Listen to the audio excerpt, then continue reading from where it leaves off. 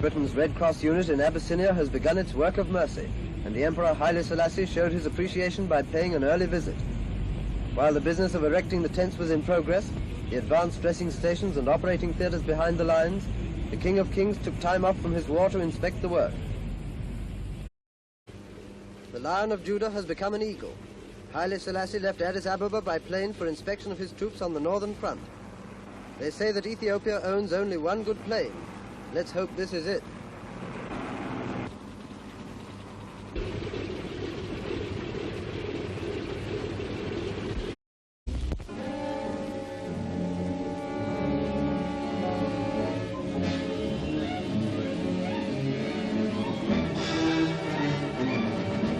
Once more, the world's battleground fills our thoughts, and every scrap of information sent back by courageous newspaper correspondents is eagerly devoured. One of the Gaumont British News cameramen in Abyssinia sends back a picture of himself as he moves up into the battle zone.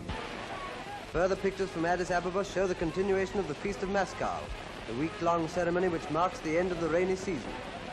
Ironically, it was a day of torrential rain as the Emperor Haile Selassie came into the square for the traditional march past of his warriors.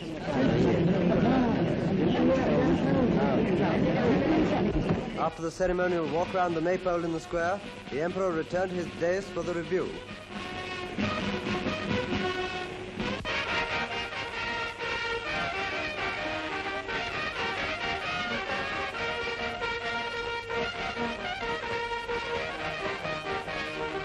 After the disciplined march of trumpeters and cavalry comes the great horde of irregulars, warriors and tribal chiefs from hills and plains, mighty barbaric men thirsting for the blood of the aggressor. Chiefs who bear the scars of earlier wars scream for the order from the Lion of Judah that will send them into battle.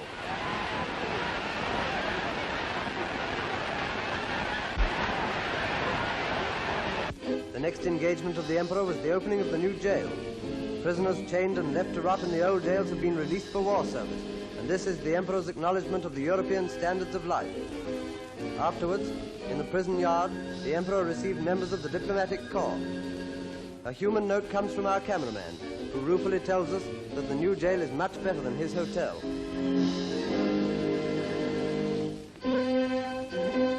Meanwhile, all Ethiopia was pressing a shoulder to the wheel of war. Led by the Empress Menen, Abyssinian women of noble birth have set an example in giving up their hours to work for the hospital. Events in the capital are but a pale reflection of activities near the fighting line.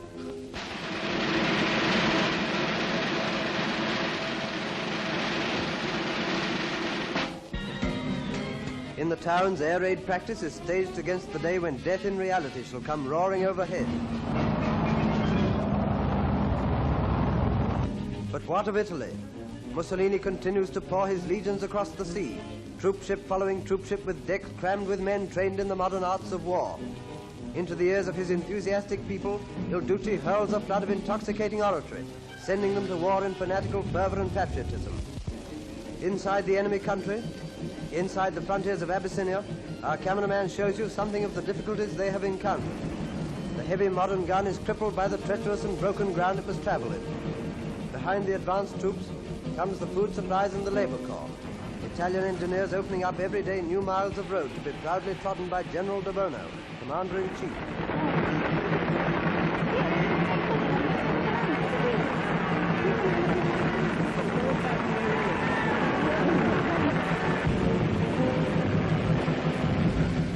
Lorries owned by the defending forces often become stuck in the quagmires of their own rivers.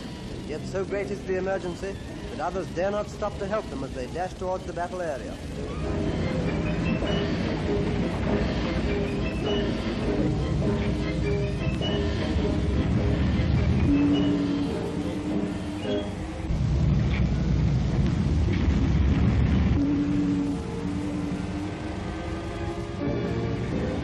Troops are being rushed up by day and night to the fields of attack. And soon the crack of rifle and machine gun is heard from the outskirts of Adwa and other theatres of the war. Every hillock here conceals a gun. In every tree there lurks a sniper. Rifle and machine gun spit dead. The hideous spectre of war has cast its shadow.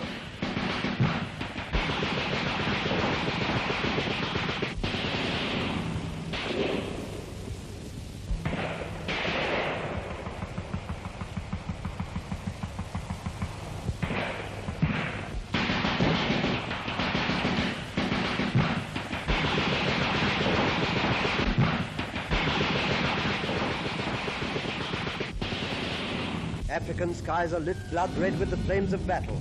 The first men have fallen to the onward march of Armageddon.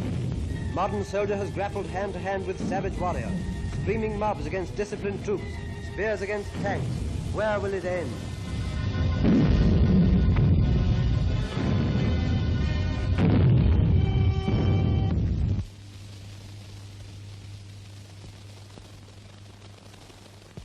My name is Kasaun Asfalt. I am 15 years old. My home is in Addis Ababa. Italy wants to make war against my people.